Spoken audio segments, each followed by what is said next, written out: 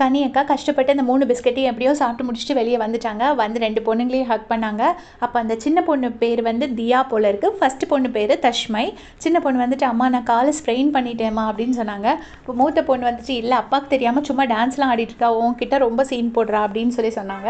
அப்புறமா அந்த தியா என்ன சொன்னாங்கன்னா, ரொம்ப சேடாக இருக்குமா பிக் பாஸ் பார்க்க அப்படின்னு. பாவமாக இருந்துச்சு. ரொம்ப ஆள்தான் வளர்ந்துருக்கே தவிர ஒரு ஒரு ரொம்ப ரொம்ப சின்ன பொண்ணு மாதிரி தான் அந்த பொண்ணோட பிஹேவியர் இருக்குது. அப்போ வந்து மூத்த பொண்ணு சொன்னால் இல்லை எனக்கு எக்ஸாம்ஸ்லாம் இருக்குது, இருந்தாலும் நான் பிக் பாஸ் பார்க்குறேன். அவங்களுக்கு அது ஒரு மெச்சூரிட்டி இருக்குது, அதை பார்த்து அதை ஹேண்டில் பண்ணுற அளவுக்கு இந்த பொண்ணுக்கு சுத்தமாக இல்லை, ரொம்ப சின்ன பொண்ணுனால. அதுக்கப்புறமா வந்துட்டு சொல்கிறாங்க அப்பா வரலம்மா, அப்பா உன்னை ரொம்ப மிஸ் பண்ணுறாரு, ஆனால் அவர் வரல. அப்புறம் டோன்ட் கெட் மேட் அப்படின்னு சொல்லிட்டு நீ கண்டிப்பாக இதை டிசர்வ் பண்ணலாமா அப்படின்னு சொன்னாங்க. பாவம் கனி அக்காவுக்கு ரொம்ப மோசமான பேர்லாம் கொடுத்தாங்க, அநியாயமாலாம் அபாண்டமாலாம் பழி போட்டாங்க. ஒருத்தர் மேலேயும் ஒரு ஃபேக் நரேட்டிவ் செட் பண்ணாங்க. அதெல்லாம் என்ன சொல்கிறது, எந்த கணக்கில் சேர்க்குறதுன்னு எனக்கு சத்தியமாக தெரியல. அந்த மாதிரி அதெல்லாம் டிசர்வ் பண்ணலாமான்னு அந்த பொண்ணுங்க பெற்ற அம்மாவை இந்த மாதிரிலாம் சொல்கிறத பார்க்கும்போது எவ்வளோ கஷ்டமாக இருக்கும். அதை வந்து ஃபீல் பண்ணுறாங்க. அதுக்கப்புறமா அரோராவை வந்து ஹக் பண்ணுறாங்க, உங்களை பிடிக்கும்னு சொல்கிறாங்க. உடனே அரோரா ஐயோ நான் உங்கள் அம்மாவை ரொம்ப நிறைய டீஸ் பண்ணியிருக்கேன் அப்படின்னு சொல்கிறாங்க. சொல்லிட்டு இருக்கும்போது பார்த்தீங்கன்னா அந்த ஸ்டோர் ரூமில் இருந்துட்டு விஜய் வராங்க.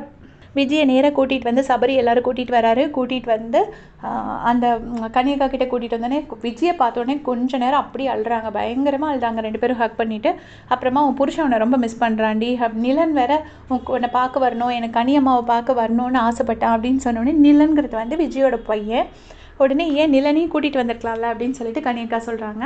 அதுக்கப்புறமா அப்பா நல்லா இருக்காங்களான்னு கேட்டால் அப்பா நம்ம ரொம்ப மிஸ் பண்ணுறாரு, நல்லா இருக்காரு அப்படின்லாம் சொல்கிறாங்க. சொன்னதுக்கப்புறமா ஒரு காமெடி நடந்துச்சு. விஜயும் அவங்க பேர் என்ன பார்வதியும் 2 பேரும் ஹக் பண்ணுறாங்க.